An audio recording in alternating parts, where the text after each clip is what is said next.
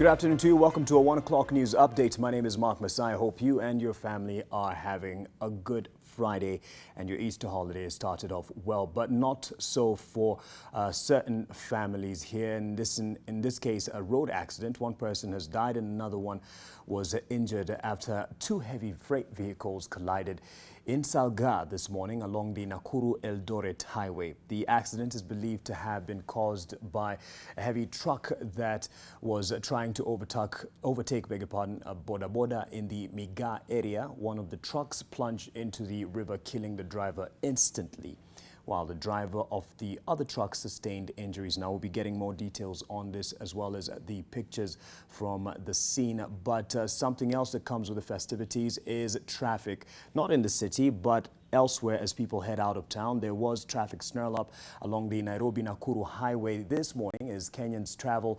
Several Kenyans traveled up country in their numbers for the Easter holiday. The road was busy on the first day of the long Easter holiday with vehicles forming long lines.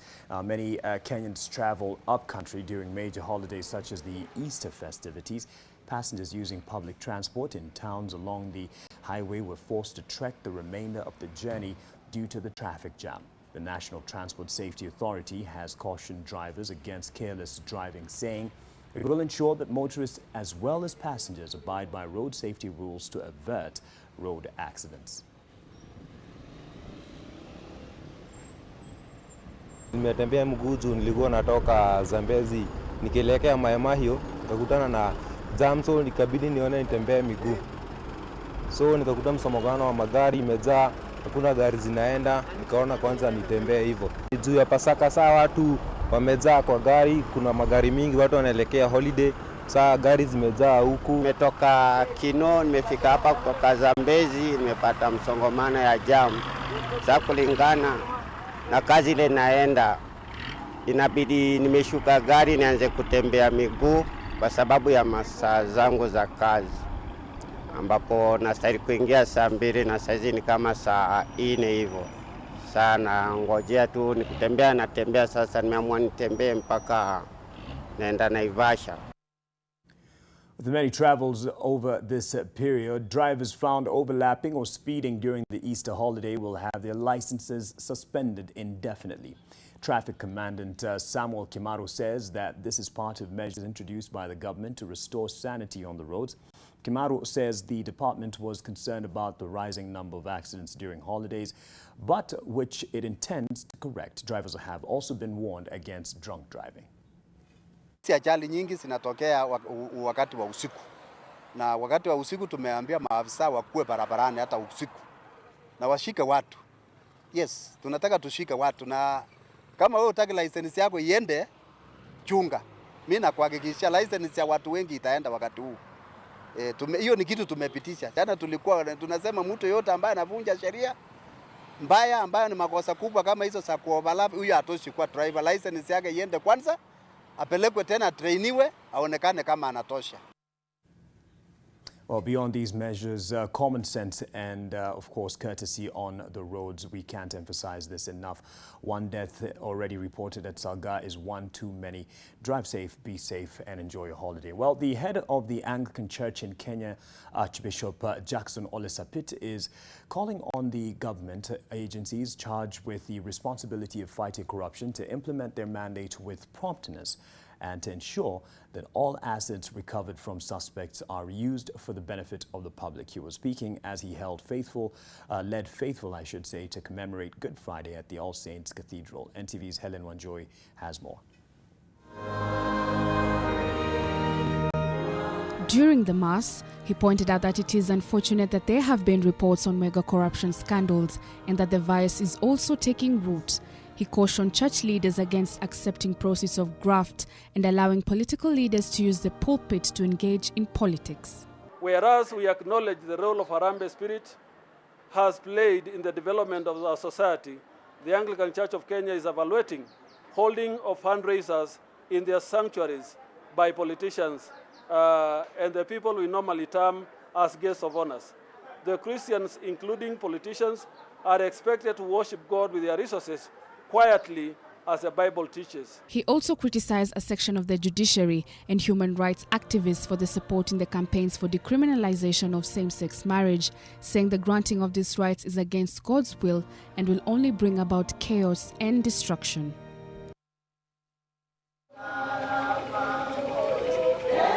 Elsewhere in Kiambu, Catholic Church members participated in the Way of the Cross, which the faithful engage in during the Easter period, and which they used to pray and reflect on Jesus' suffering as he carried his cross to his crucifixion. Helen Wanjohi, NTV. To sad story now. Likoni Deputy OCS Joab Omondi killed himself Thursday night after shooting dead his alleged lover in Likoni, Mombasa County. Witness account revealed that the officer shot his girlfriend in the head before turning the gun on himself. The 25-year-old woman was rushed to the Coast General Hospital but succumbed to the bullet wounds. NTV's Mel Miendo reports. The situation in Mtongwe location following events that occurred on Thursday night. An all too familiar story. A police officer turned killer shooting his alleged lover and committing suicide. Sasa kuna askari alikuja akatuuliza bona hapa mko na disco, tukamwambia hapana, akatuambia simeni rendio, tukasima. Alafu kumaliza hivyo, alafu akaambia sister yangu akamwambia, mbona unatuambia tusime rendio, kuna shinda gani? Akasema, nimesema msime rendio, mimi ni mkubwa hapa. Jamaa yukaanza kufiatua marisasi, yakapiga sister yangu risasi ya kichwa. We try to rescue the life of the lady by rushing her to specialized treatment in Mombasa, but unfortunately she succumbed to the injuries. The motive of what happened is not known. Joab Omondi, the officer who was Likoni's deputy OCS, was in civilian clothes at the time of the incident. Residents are still trying to understand just what could have caused him to pull the trigger. Wale walikuwa na kunywa naye pombe ambayo walisema kwamba leo lazima nifanye kitu kwa lugha ya nyumbani. Akasema leo lazima nifanye kitu, lakini yule jamaa alikuwa naye anakunywa pombe, akasema huyu leo vile amesema lazima atafanya kitu. The incident was reported at Sokomjinga in Mtongwe location, close to 3 kilometers north of the Likoni police station where Omondi was based. Residents now urging the government to pay close attention to the personal lives of police officers on the ground. Hawa ikiwezekana maafisa wetu waweze kupelekwa kwenye vile mahali ya kupelekwa kupena anasa, maana inaweza kuwa mtu amesongwa na mawazo na uwezo kujua pengine alikuwa na depression mahali pengine na amekuja tu kuimalizia hapa. Sasa sisi raia tutakimbilia wapi? Kama kimbilio letu ni polisi na polisi ndio wanatumaliza, tufanye nini? Kwa hiyo serikali ituangalie sisi raia kwanza, hasa kina mama. Police recovered Omondi's firearm, a Seska pistol with 11 rounds of ammunition at the scene. Investigations into the matter are currently ongoing. Mel Miendo, NTV. A former teacher from Muungano Primary School in Katendewa, Kilifi County was charged in court for the alleged sexual abuse of 8 girls. Joseph Muturi Aron was accused of assaulting 8 girls who were members of a team that was to attend the county sports competition at Kijiwetanga Primary School between 8th and 15th February this year.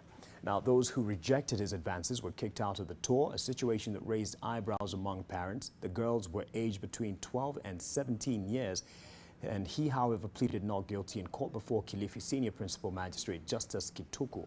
He was given a bond of 500,000 shillings with one surety of the same amount. The case will be mentioned on April 23rd.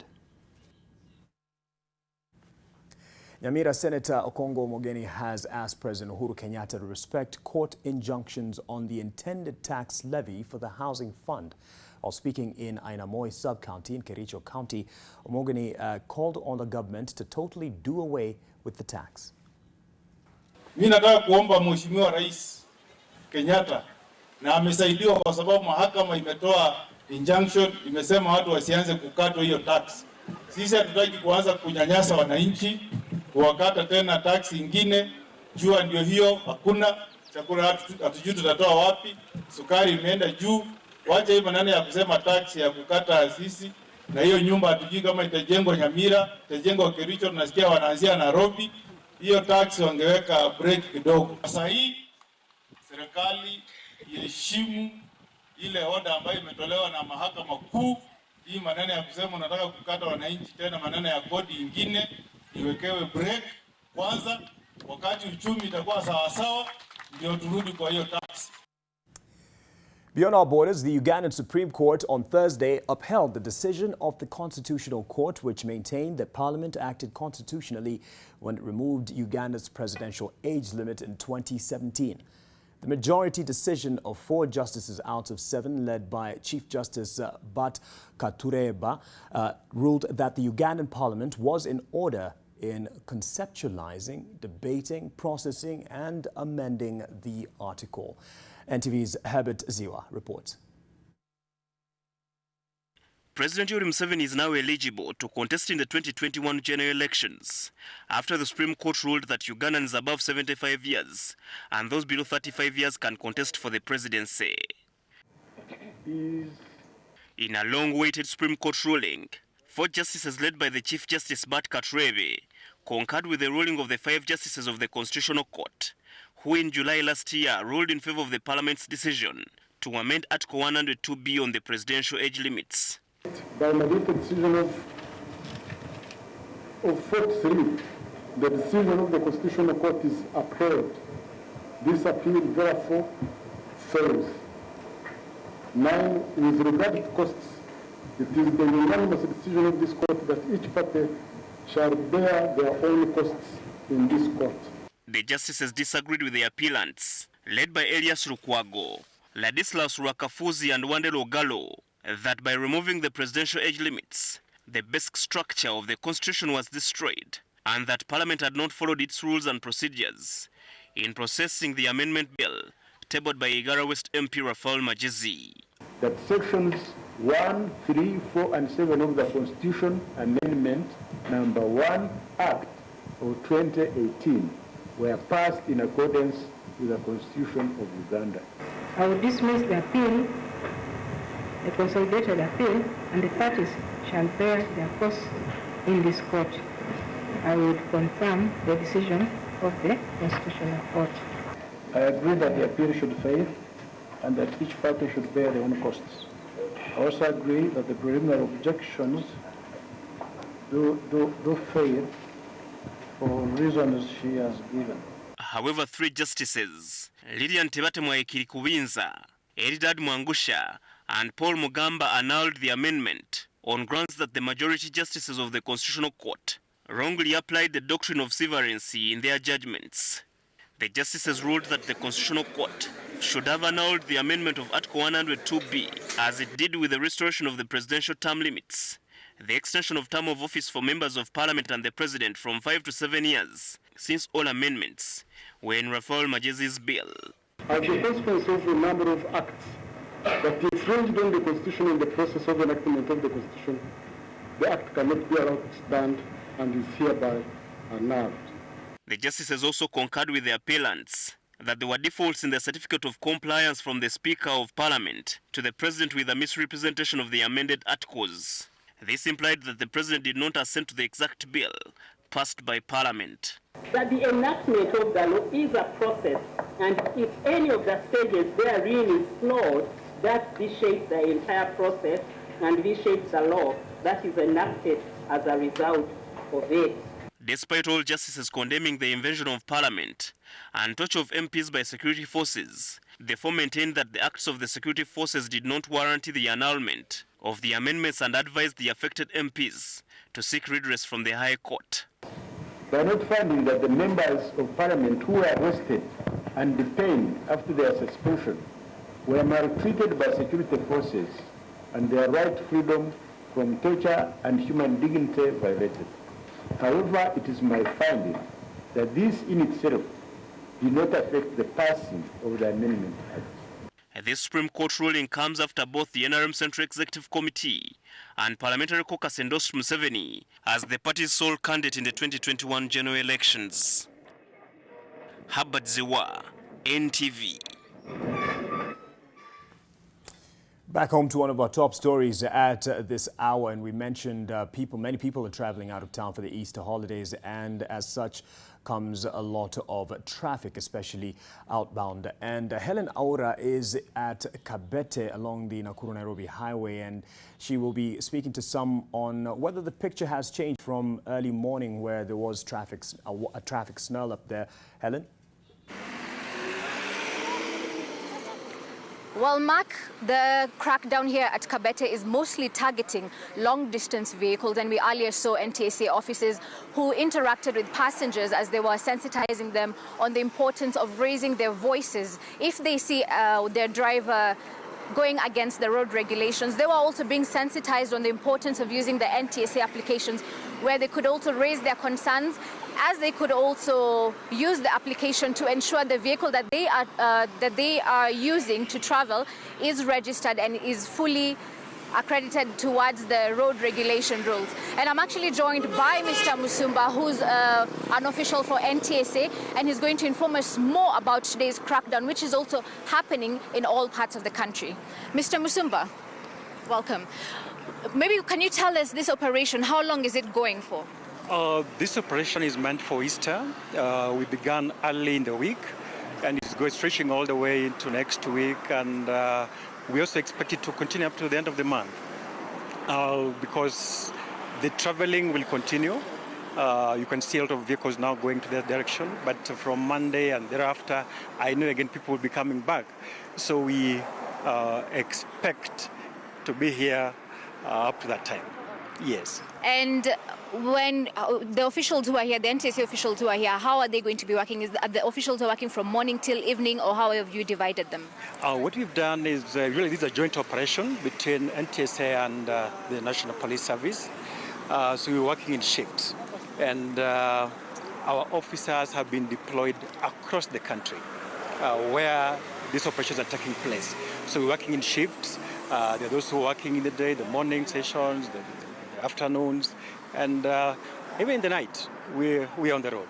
Yes. And what are we looking at right now in terms of the numbers? Can we say road carnage has gone down in the country, or what are we looking at? There's been significant improvement, I would say.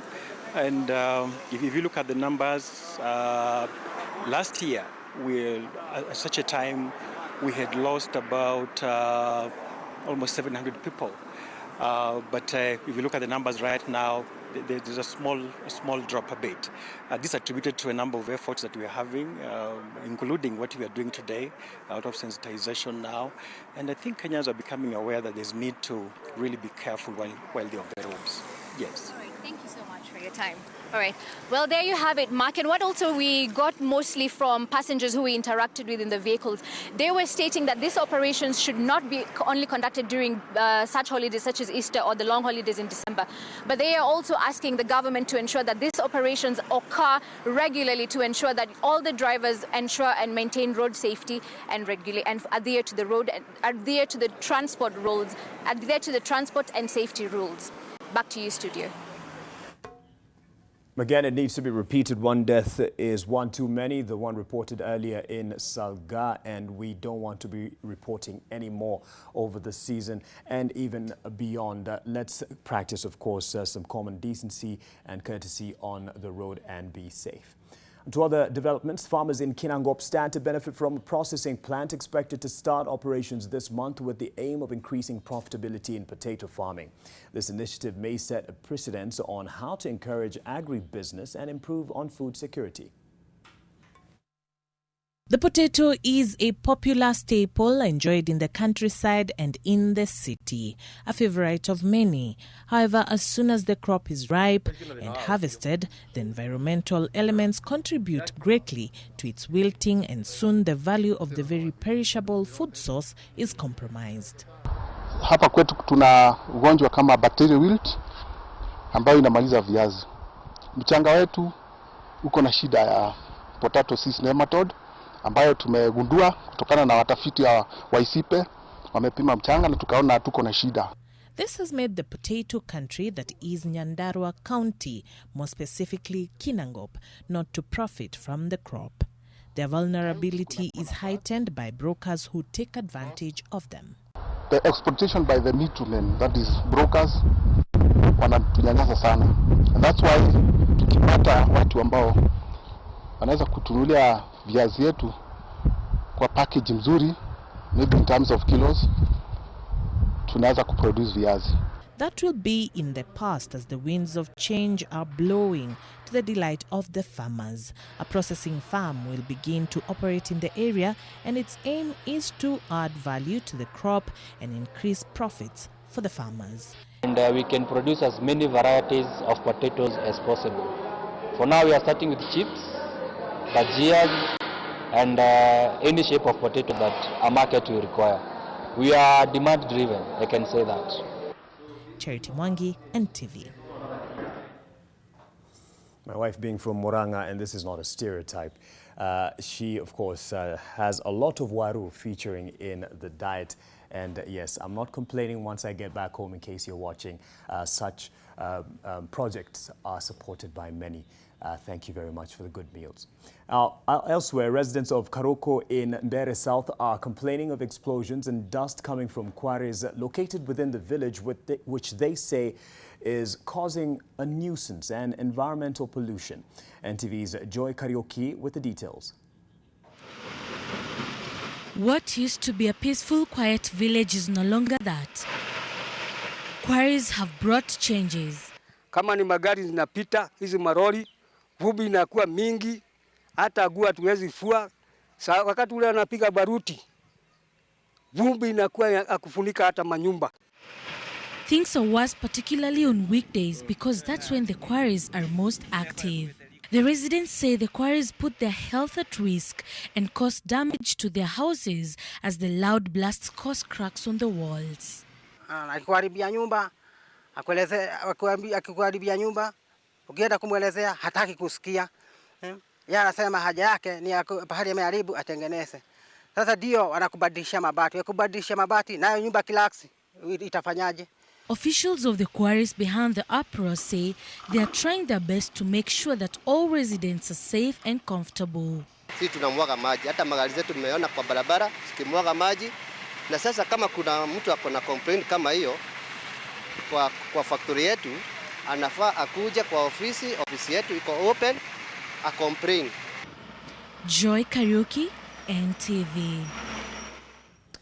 6 people have been arrested in connection with stolen mobile phones, laptops and other electronics in Mombasa County. The operation was carried out by police in Kisauni and Mwembetari areas. They managed to recover 43 mobile phones, 22 laptops, 10 computer monitors, 2 woofers, among others. Mombasa County Commander of Police Johnson Ipara has issued a stern warning to businesses or landlords whose buildings will be found dealing in stolen goods. Locals have been asked to give any information that can lead to the arrest of those involved. Those who have lost their goods have been asked to come forward to Central Police and identify recovered goods there.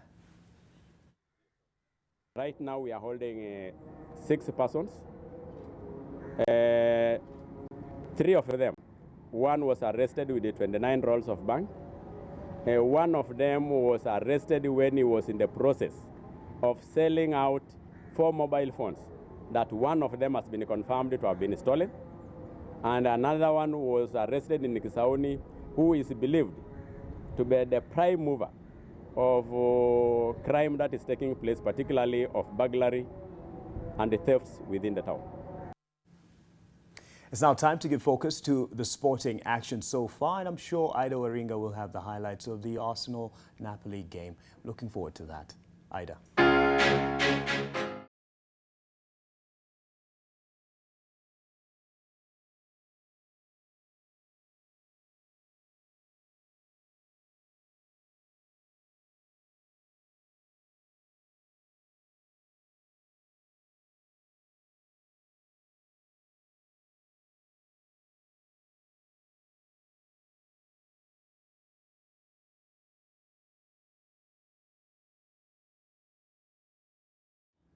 And I'm sure one Mark Masai is very, very excited about the recent happenings in regards to Arsenal and Manchester United. We will be getting to that in just a bit.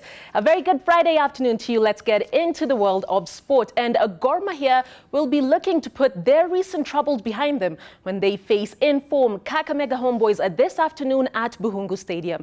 Kakamega, under the captaincy of current Kenyan Premier League top scorer Allen Wanga, are unbeaten in 6 games. Their last loss coincidentally came against Gor back in March when Kogalo came from behind to beat them 2-1. Well, Hassan Okte's men are currently third on 44 points with 3 games in hand, while Kakamega are on 37 points. The match, initially scheduled to be played on Thursday, was postponed by a day after Gor landed back in the country on Wednesday after what was a chaotic Morocco trip for the CAF Confederation Cup quarter-final.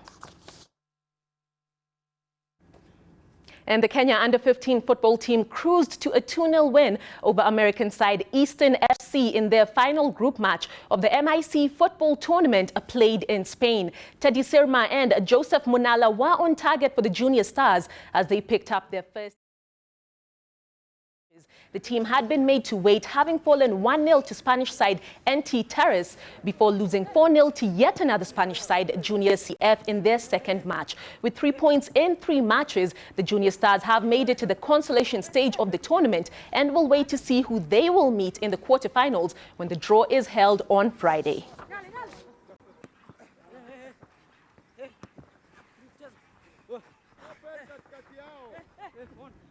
All the best to the young boys there. And to what Mark Masai was talking about earlier, Alexandre Lacazette's free kick calmed any nerves as a defensively stoic Arsenal beat Napoli 3-0 on aggregate to reach the Europa League semi-finals. Lacazette's 36th minute strike, a 25-yard cut.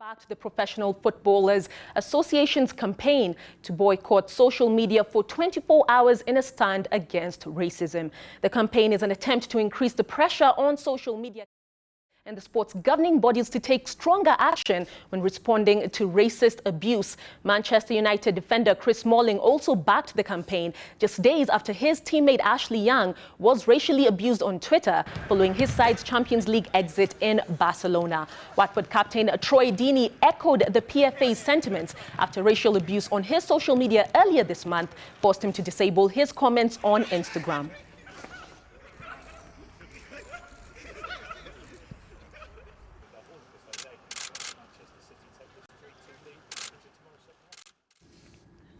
Well, quite the unfortunate situation there. Change is indeed needed.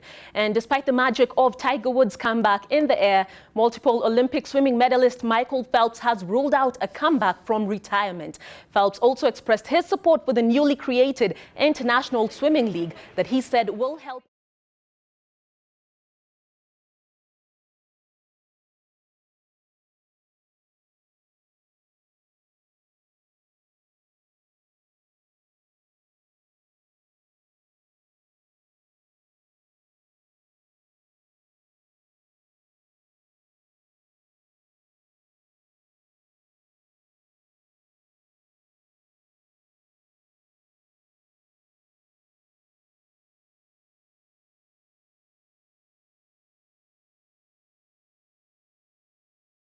Really loved watching Michael Phelps in action, but that wraps it up for now. More at 9 p.m. Right now, it's back to Mark. Actually, we're done here as well. Thank you, Ida Oringa, for the sports. And yes, we'll be expecting more at 9 o'clock from you and the team as Otwal is on break, I believe. But yes, at 7 o'clock we will have Kaltun Jama and Daniel Mule. And at 9 o'clock there will be a debut, proper debut of Edmund Nyabola. And yes, that will be the case every Friday and Saturday. Something to look forward to. So keep it glued on NTV. And yes, thank you to everyone who made it possible, this bulletin that is, including our assignments editor and producer for this bulletin, Moraya Karaoke. And just to embarrass him, it's his 40th, I believe, birthday. Yes, it's his birthday. I'm not too sure on the numbers. So happy birthday to him and the rest of the team. Thank you for making this possible. Thank you for watching. Have a good Friday. Good afternoon.